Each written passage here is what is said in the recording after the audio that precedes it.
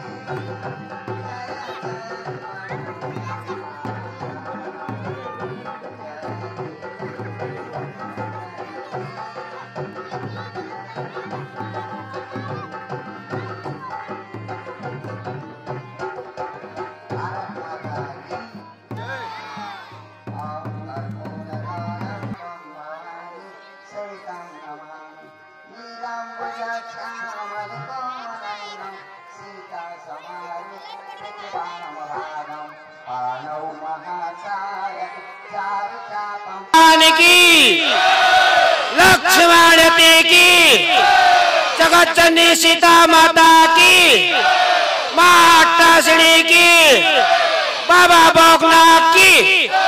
लीजिए हमारा आज का दृश्य तैयार है, दृश्य का अवलोकन करें। धन्यवाद।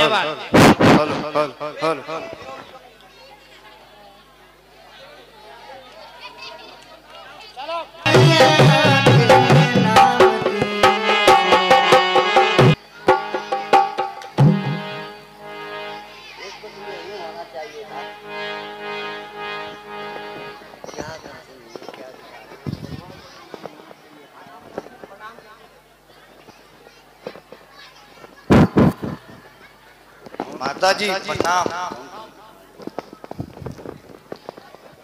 पिताजी प्रणाम।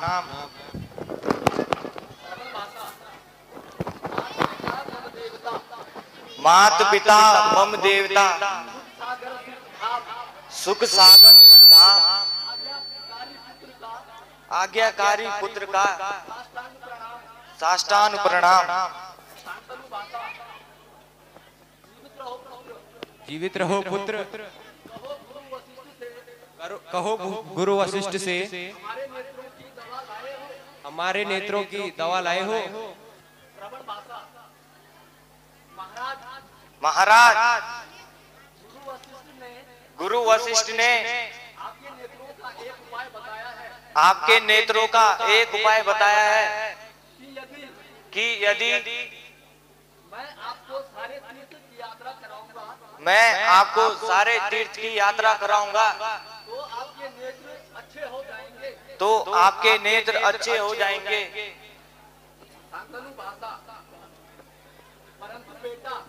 परंतु बेटा हम तो अंधे हैं, बूढ़े हैं, निर्बल हैं,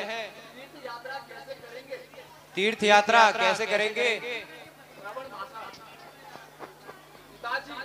पिताजी यदि आप अंधे हैं तो मेरी तो आंखें हैं, यदि आप निर्बल हैं तो मेरे शरीर में तो बल है। मैं आपको अपने कंधे पर बिठाकर यात्रा करूंगा।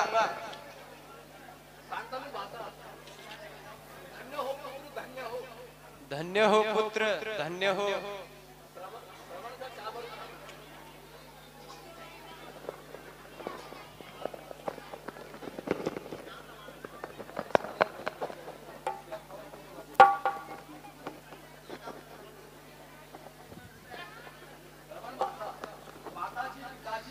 माताजी, पिताजी,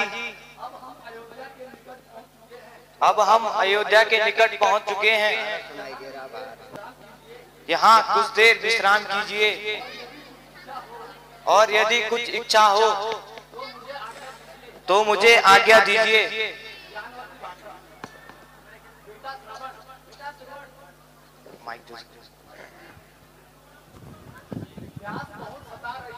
प्यास बहुत सता रही है, यदि हो सके तो कुछ जल का प्रबंध करो। अवश्य करूंगा माताजी, आप कुछ देर विश्राम कीजिए और मैं कहीं से जल लेकर आता हूँ।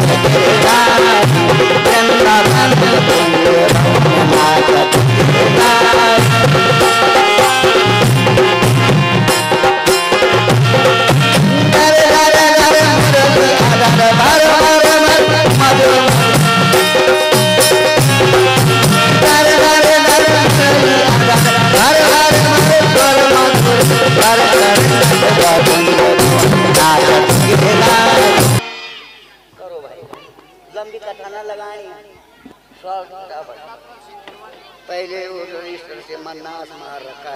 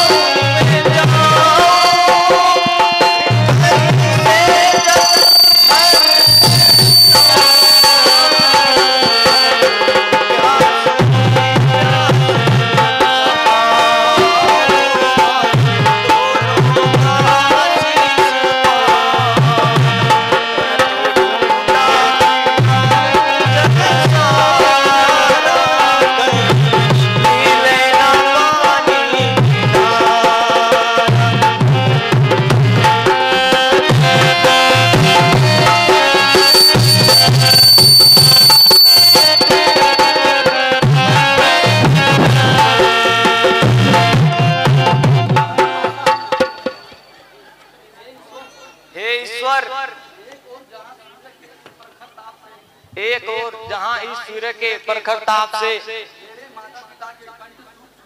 मेरे माता पिता के कंठ सूख चुके हैं, वहीं दूसरी ओर इस जंगल का कोना कोना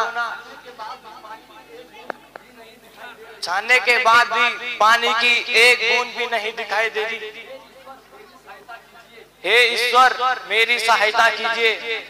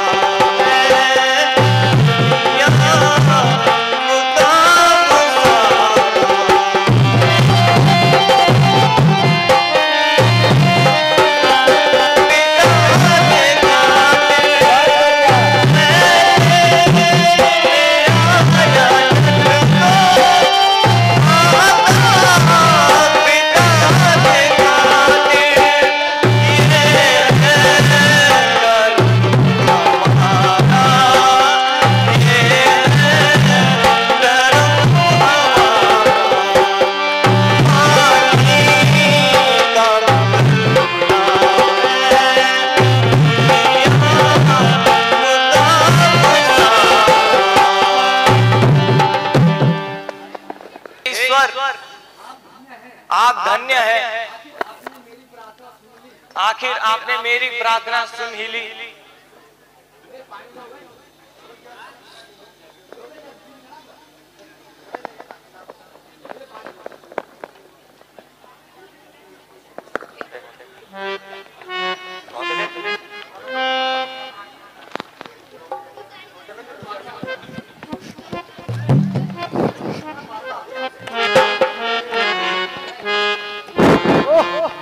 कैसा घना जंगल है। मंत्री जी, इस वक्त जलाशयों में मृग अवश्य ही पानी पीने आते होंगे।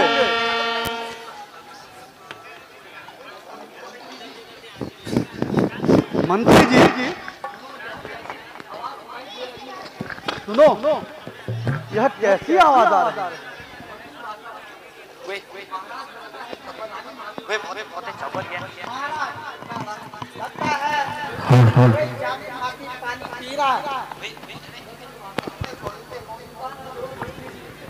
चिंता न करो मंत्री जी, मैं उसे अभी अपने शब्दभेदी बाण से मार गिराता हूं।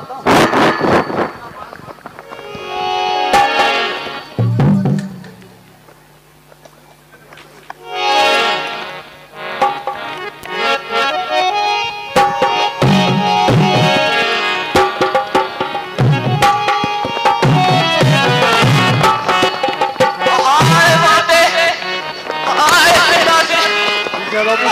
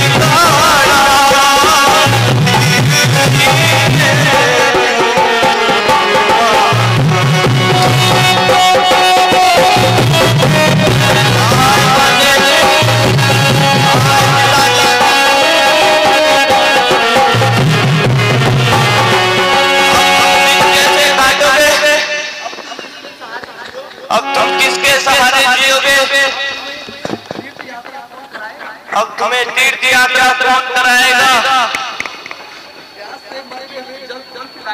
प्यास से मरते हुए जल कौन पिलाएगा?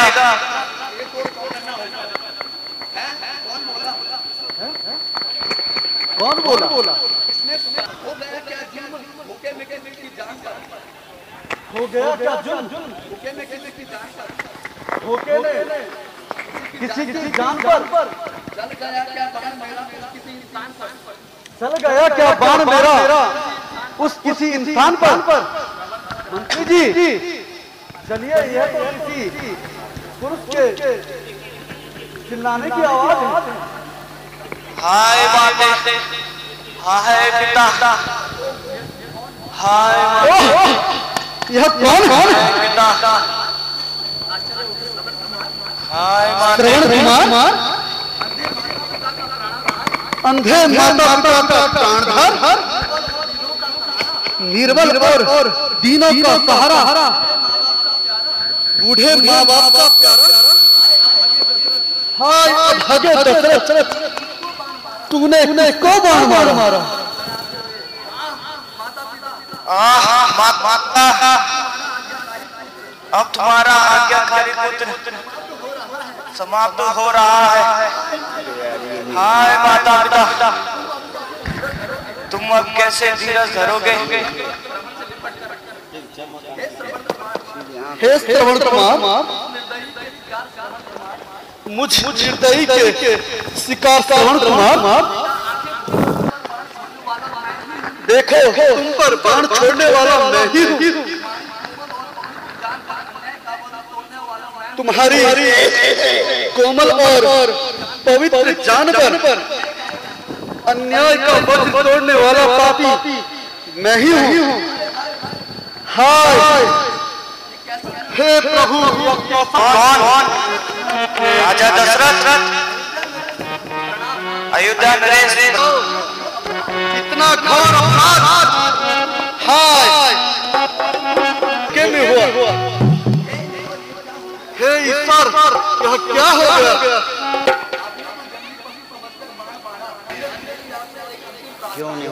जन मेरी आपसे एक अंतिम प्रार्थना है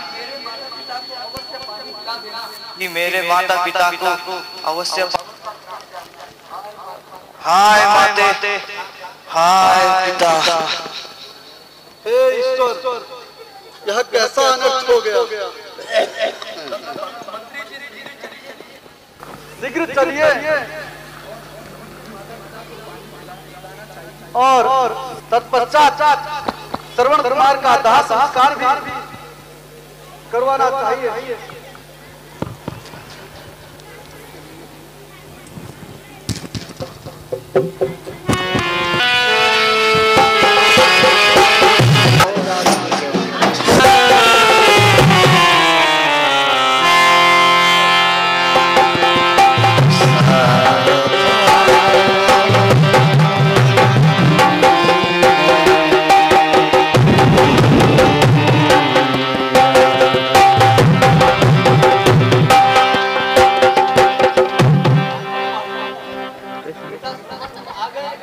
बेटा श्रवण, तुम आ गए। बहुत देर लगा दी बेटा, क्या जल दूर था? आओ जल्दी आओ।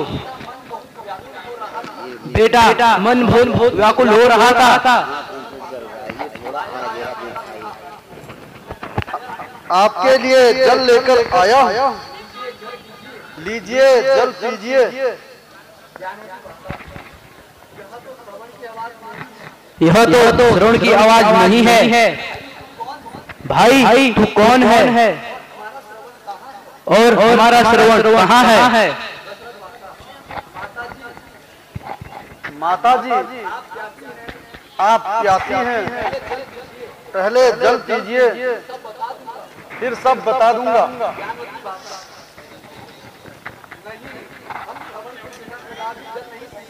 नहीं, हम श्रवण के बिना जल नहीं पिएंगे। सच बता, हमारा श्रवण कहाँ है?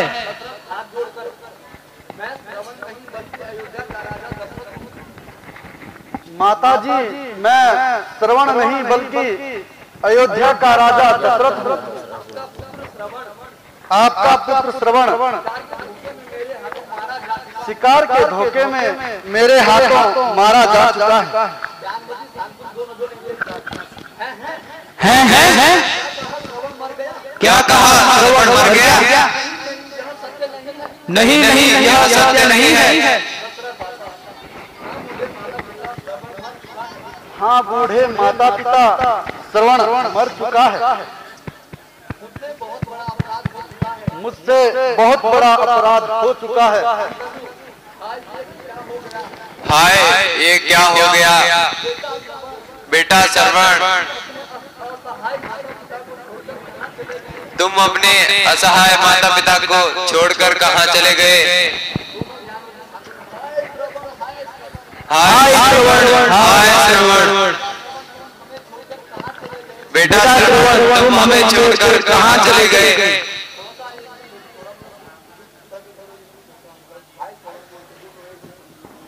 हाय श्रवण, हाय श्रवण। हे माता पिता, अब अधिक विलाप न करो और श्रवण के बदले मुझे ही अपना पुत्र समझो। अरे अन्यायी, तूने हमें मित्र वियोग में तड़पा तड़पा कर जिस प्रकार से मारा है, उसी प्रकार यह पाप तेरा पीछा नहीं छोड़ेगा। तू भी अपने संतान के विरह में बिलक बिलक कर रोएगा और दम तोड़ेगा। हाय श्रवण, हाय श्रवण।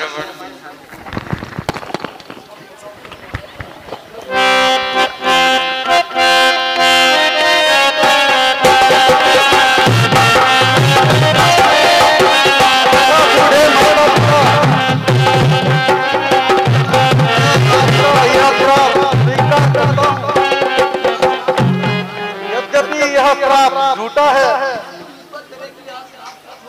परंतु ईश्वर करे कि यह श्राप सच हो और मुझ पुत्र विहीन को पुत्र पैदा हो। मंत्री जी,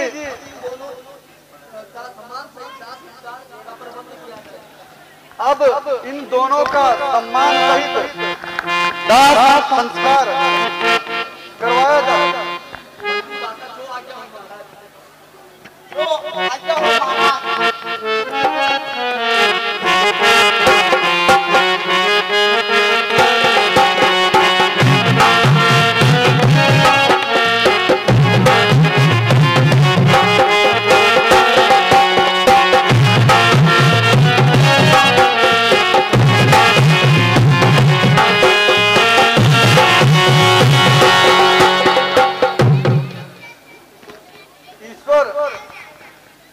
पुण्य आत्मा को शांति प्रदान करें। चलिए सुमंत जी।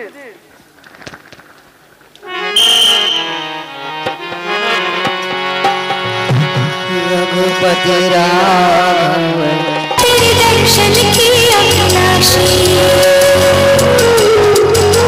जन्मों से पूजा की प्यासी, मुझ पे करना कृपा जरा सी।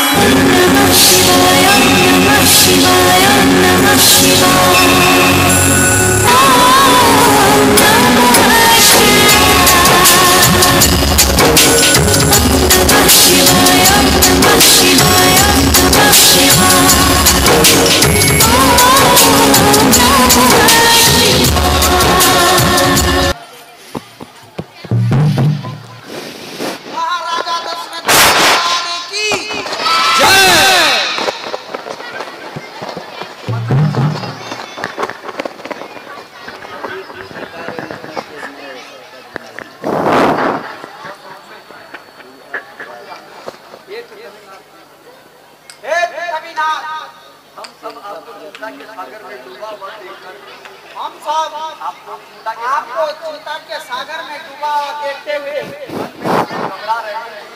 मन में बहुत घबरा रहे हैं।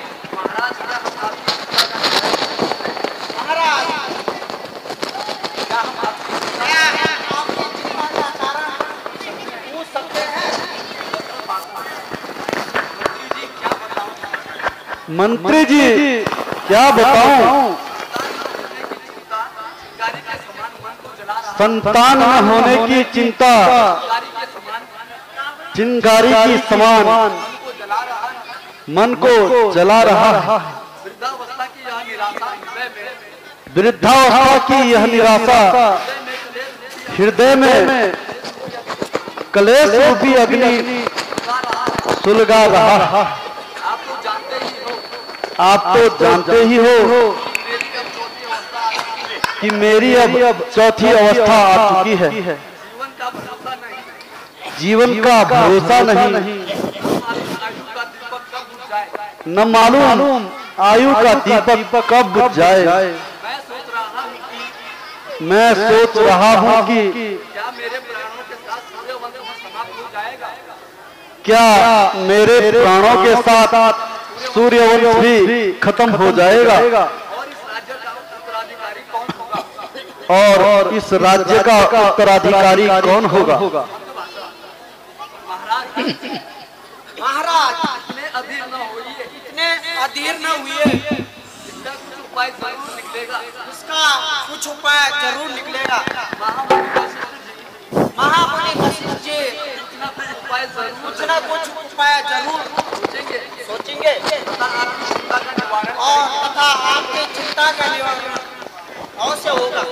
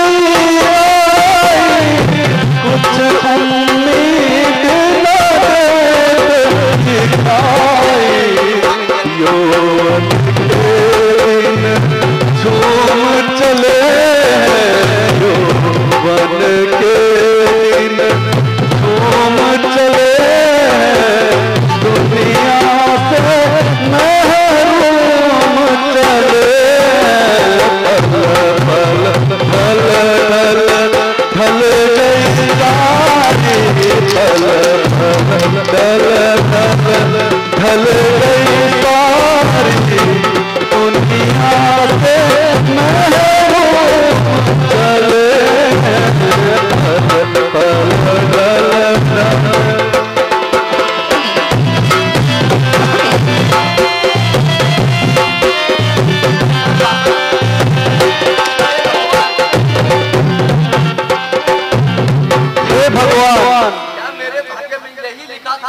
क्या मेरे भाग्य में यही लिखा था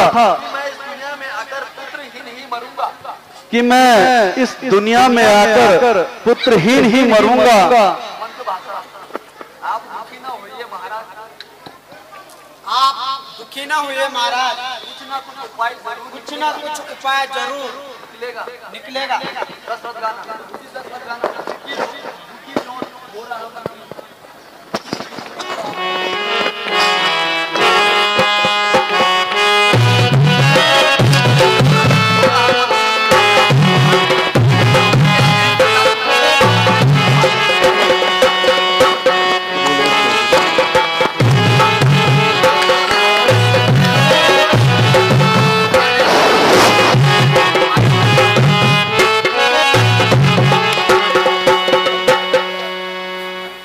दुखियों हो रहा मन मुझे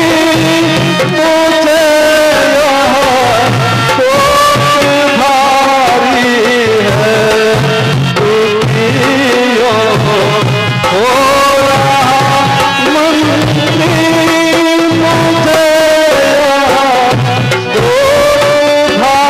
भारी है।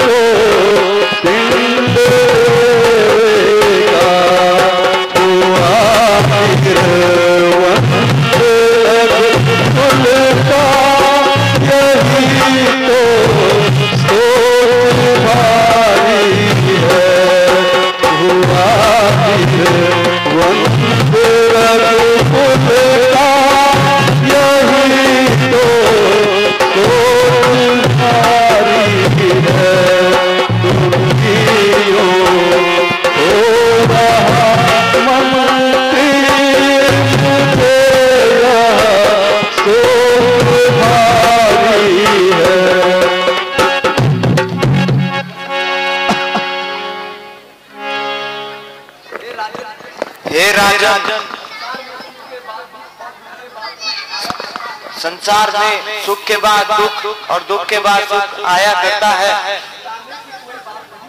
घबराने की कोई बात नहीं है। भगवान के घर पे देर है परंतु अंधेर नहीं।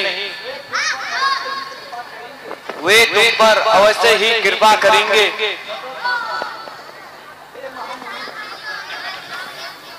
हे महामुनि, अब आप भी कोई उपाय बतलाइए जिससे कि मेरी यह चिंता दूर हो सके। हे राजन सुनो, इसी समय यथार्थ श्रृंग ऋषि मुनि को बुलाओ और उनके द्वारा पुत्रेष्टि यज्ञ करवाइए। आपके घर अवश्य पुत्र पैदा होगा। जो आज्ञा हो मुनिवर। मंत्री जी तुरंत ही श्रृंगी ऋषि जी को आदर सहित बुलवाइए तथा यज्ञ की तैयारी भी आरंभ करवाई जाए। जैसी आज्ञा हो महाराज। मैं अभी दूध भेजकर श्रृंग ऋषि को बुलाता हूँ।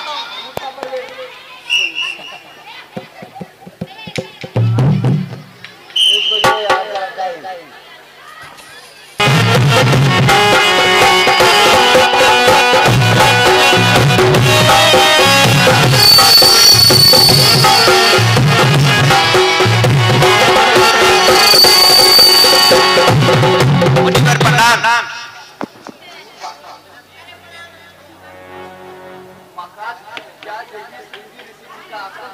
महाराज क्या यही श्रृंगी ऋषि जी का आश्रम है?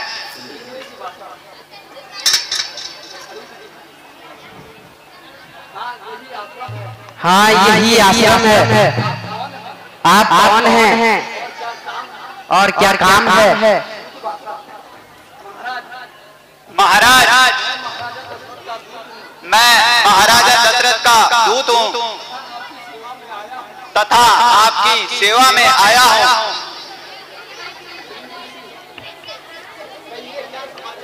कहिए क्या समाचार है? मुनिवर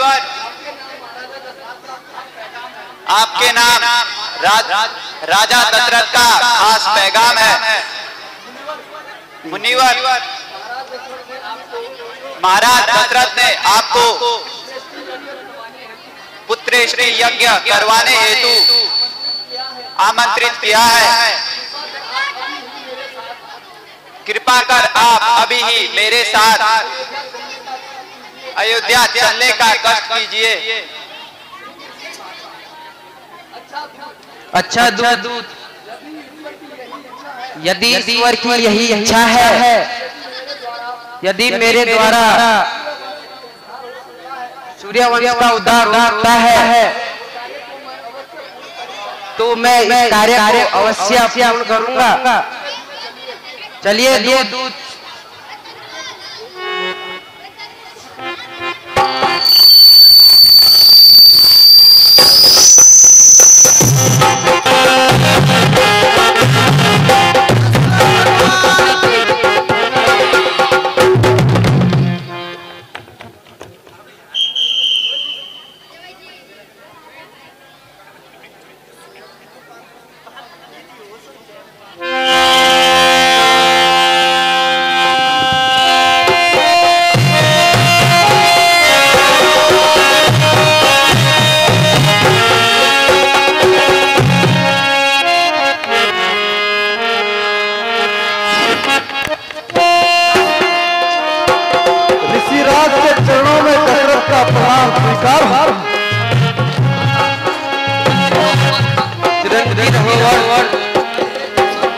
कहिए कल तो हो। महात्मन मेरा संकट आपके बिना दूर नहीं हो सकता। मैं आपसे अनुग्रह की भीख मांगता। हे प्रभु मुझ पर इतनी दया कीजिए कि मेरे हित के लिए पुत्रेष्टि यज्ञ करवाइए।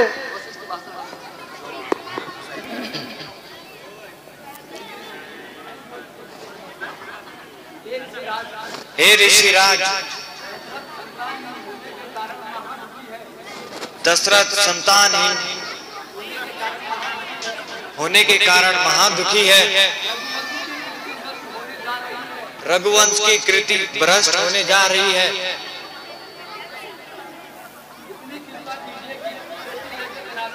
इतनी कृपा कीजिए कृष्ण यज्ञ कराकर सूर्य वंश को नष्ट होने से बचा लीजिए। वशिष्ठ जी, मुझे आपकी आज्ञा स्वीकार है। अब हवन आदि की सामग्री बनाइए और यज्ञ का मंडप सजाइए। मुनि जी, यज्ञ की सारी सामग्री पहले से ही तैयार है, केवल आपकी आज्ञा का इंतजार है।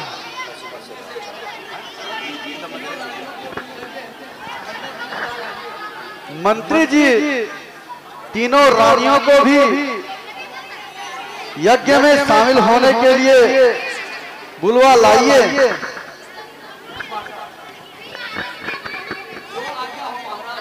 जो आज्ञा हो महाराज।